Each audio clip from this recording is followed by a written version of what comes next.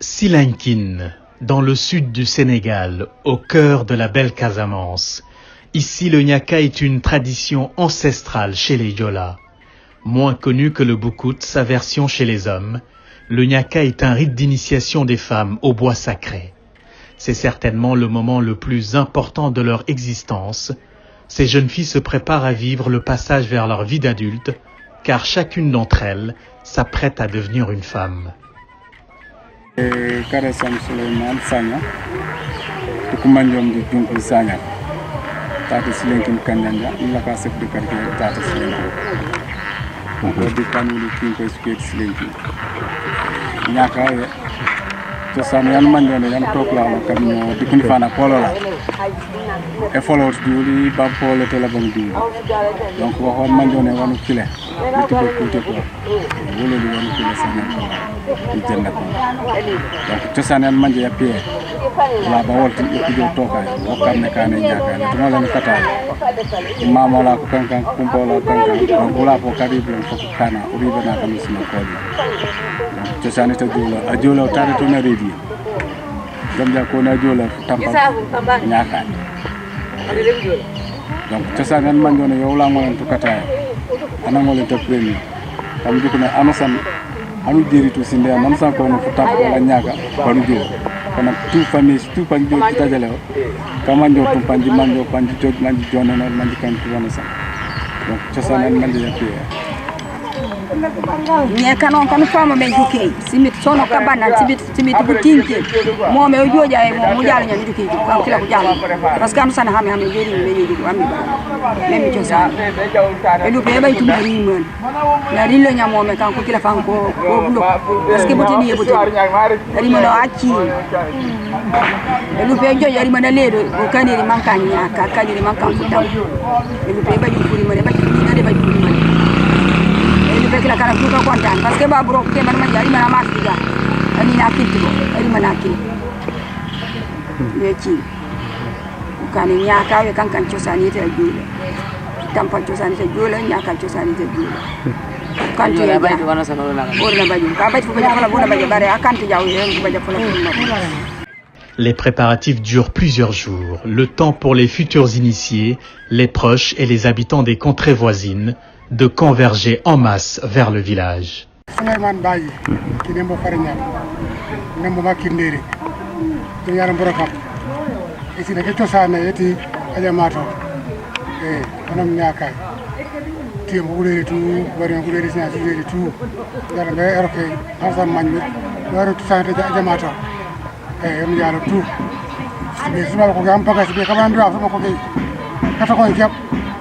kon an sawra tem nya kay kep aw foot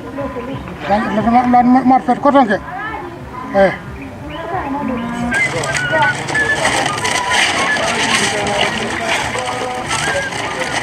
on sa tan ma tete tama fono wowe o kam kay su kutis kata ko mordo alors safura do mikaro ando tout quoi. Sous un arbre géant, les femmes préparent le bunkab. Cette boisson locale accompagnera les divers plats prévus pour l'événement.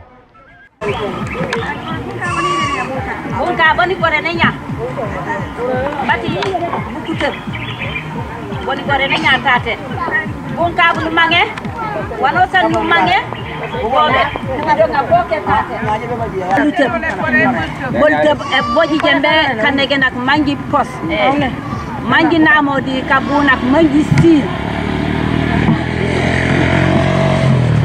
bolta di jebe nga mangi si nyaaw ko na pi parentate anosan man to buroko man te manasa man gembe e mange ko kan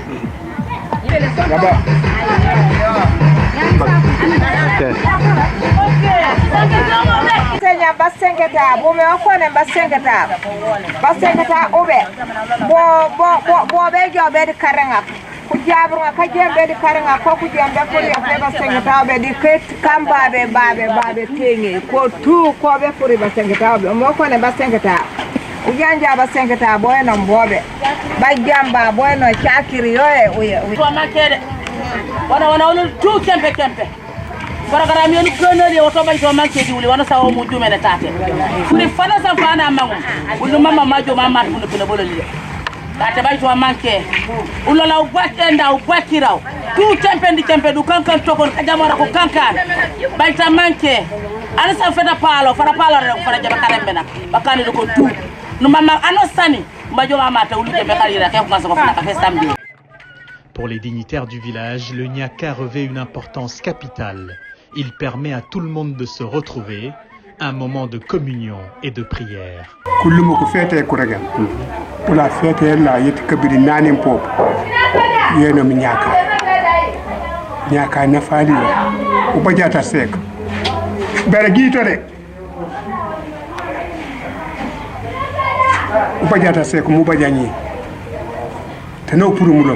anyela ya bora no kanto pare fo bobo fu jara jaw jaar te no purum bi non anyela ya tak manu kanto jaar ta enye kana ku lalato walle gena weti nane mu ngarlam we wala jaat wo mu ka kajena kewla wo mu de ka kajena keti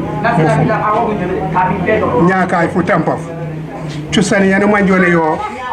ya barakaye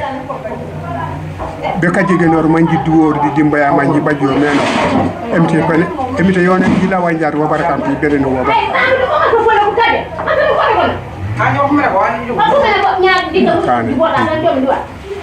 man ke nyaaka na faliyo di muje geno ranya eno muriria muyi sora tambe kanyo sor ku bajo wala xam na fati nyaaka wala xam na fati frere ani ne wala se ka manji bajo manji law eno emite yamo man sa yo ne may muy ku gaba kala ko ni ba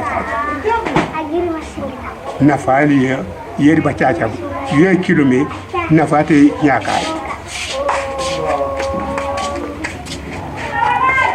denda mokane wibo wolu wenye di wode di no se namut wibo wenye ka jamora fan kullet ka bonke tor kullet bare na fati nyaaka na fafu tampa fini ne foyna fofe dila ko awda se ko kebirti kalmi sa man barakay pour muto nyaaka pe bañ uru di bajo to jale bajo de ka ko ko nyaani futamba fu betembe nyaaka ku betembe ni ko ko bode jaaye rege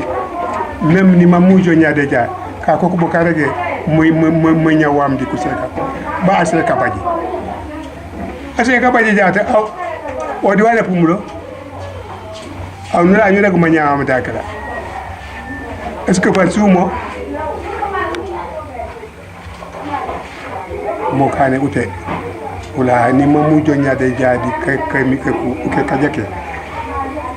inge wala ma ngi to woni je nya be ka sankan la ni mi sankan ya hen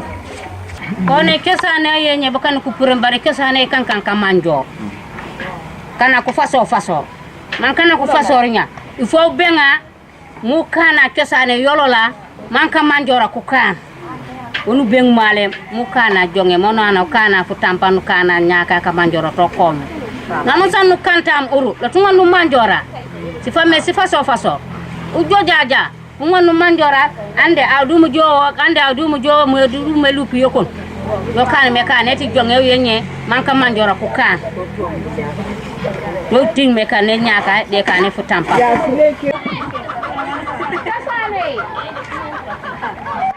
Les plats sont prêts à être servis. Place maintenant au festin, dans la joie et la bonne humeur.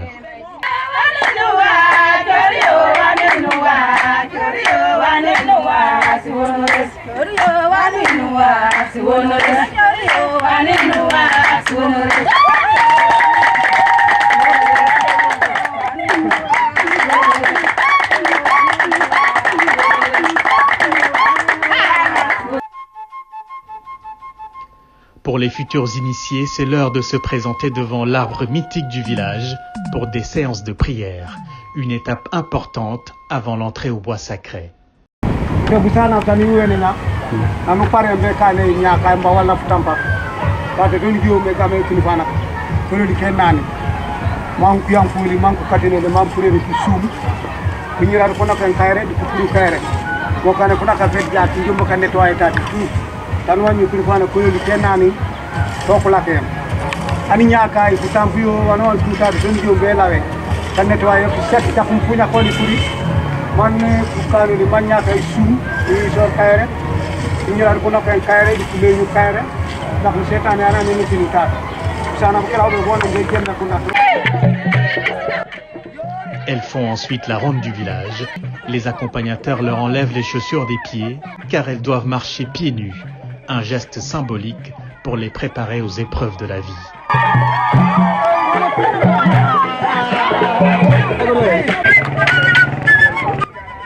Nous sommes ici chez les Djejukunda, une grande famille de forgerons indispensable à l'entrée des initiés dans le bois sacré.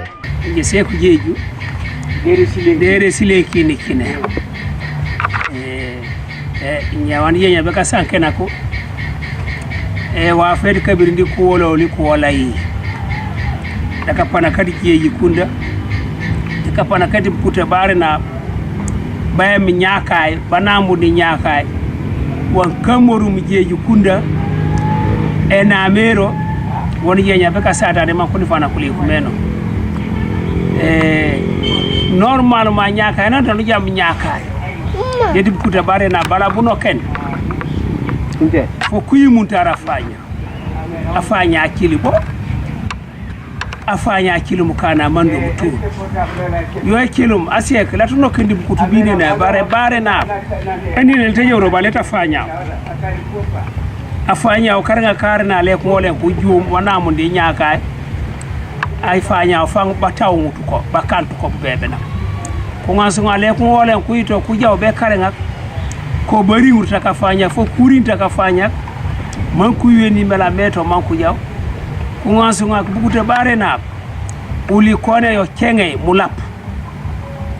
mulapa mu kilawmo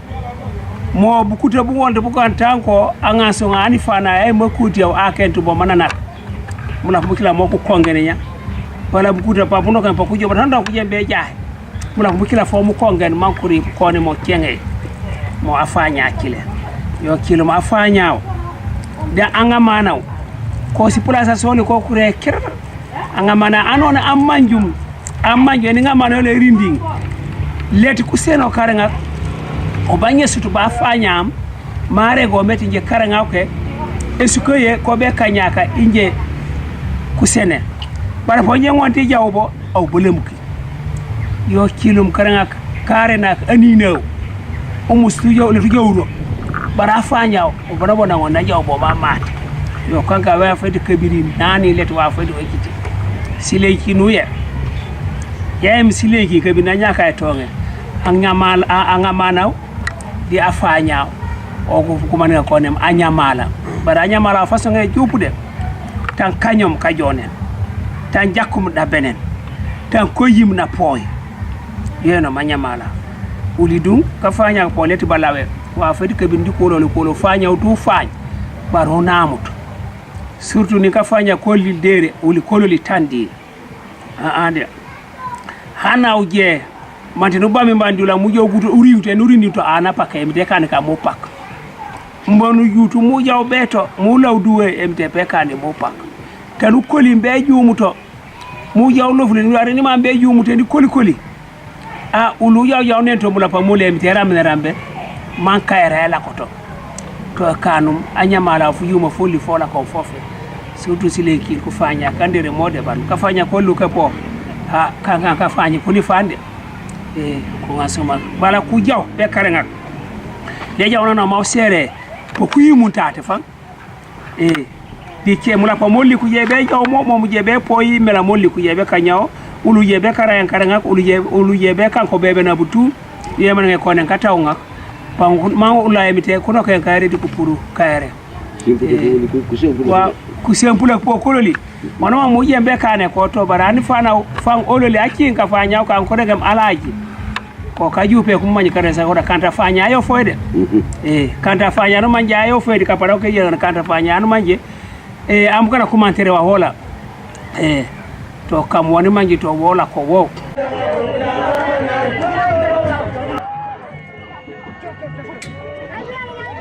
La veille du jour fatidique est ponctuée de danses, de chants et de jeux, réunissant les habitants des villages, hommes, femmes et enfants.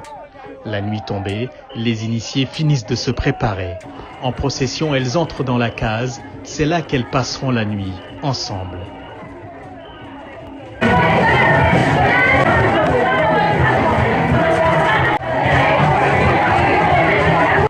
Aujourd'hui, c'est le jour du Nyaka. Le moment d'entrer au bois sacré est enfin arrivé.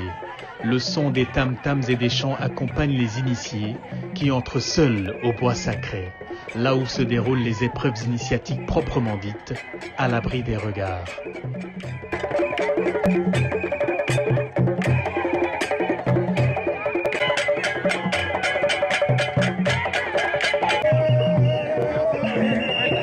Certains hommes portent des vêtements féminins et se maquillent en signe de solidarité à leurs consoeurs initiées.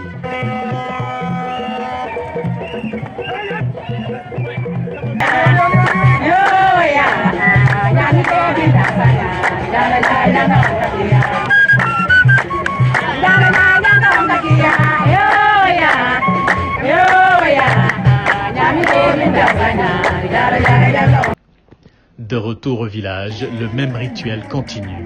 Des danseurs masqués rivalisent de talent. La cérémonie est rythmée de luttes et de diverses démonstrations de bravoure.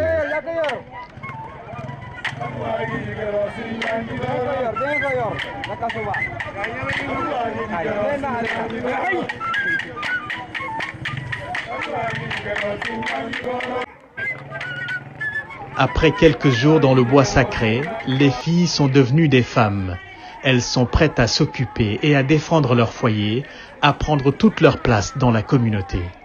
Autrefois, les jeunes filles Diola qui n'avaient pas satisfait à ce rituel ne pouvaient ni se marier, ni recevoir de la terre à cultiver. Elles étaient de fait exclues de la communauté. Les initiés font le tour des maisons pour saluer les membres de leur famille. Tout le monde est comblé. L'initiation est réussie. Il faudra attendre 20 ou 30 ans avant le prochain Nyaka. La précédente cérémonie s'était déroulée en 1986.